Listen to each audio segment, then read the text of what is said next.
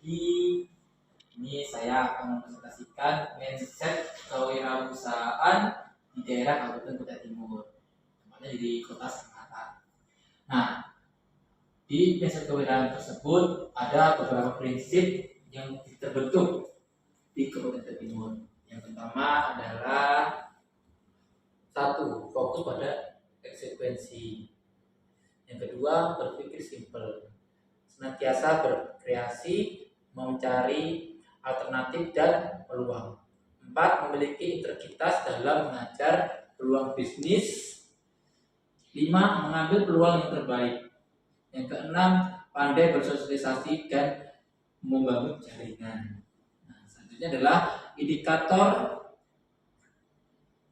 berpikir positif, percaya diri, terus inisiatif, ketekunan, terus juga kreativitas, kepemimpinan, perkembangan dan kemampuan menghasilkan suatu barang atau produk yang dihasilkan di suatu daerah ataupun di suatu tempat.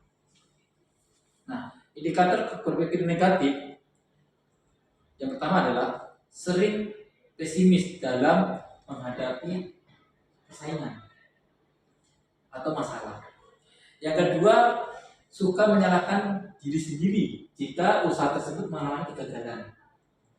Yang ketiga, selalu berprasangka buruk terhadap hasil yang kita hasilkan dalam usaha tersebut. Nah, yang keempat, terlalu membesar-besarkan suatu masalah. Misalnya nih, misalnya produksi ini kita sekarang kecil, tiba-tiba itu kayak jadi masalah besar, produksi akan tumbuh lagi ataupun bisa merugikan perusahaan. Yang kelima, suka mengeluh dengan keadaan yang ada. Misalnya yang usaha ini udah adanya bagus, cuma menurut orang tersebut masih kurang apa yang ekspektasi yang dia inginkan, seperti itu. Nah, selanjutnya adalah namanya usability. Ada 4 bagian. Yang pertama, learnability, efisiensi, memorability, errors, dan static version. Nah, yang selanjutnya adalah motivasi yang ada, jadi tumbuhkan kepada mindset kewirausahaan. Yang pertama adalah percaya diri dalam menjalankan bisnis usaha. Itu harus percaya diri, jika tidak usaha tersebut tidak akan berkembang.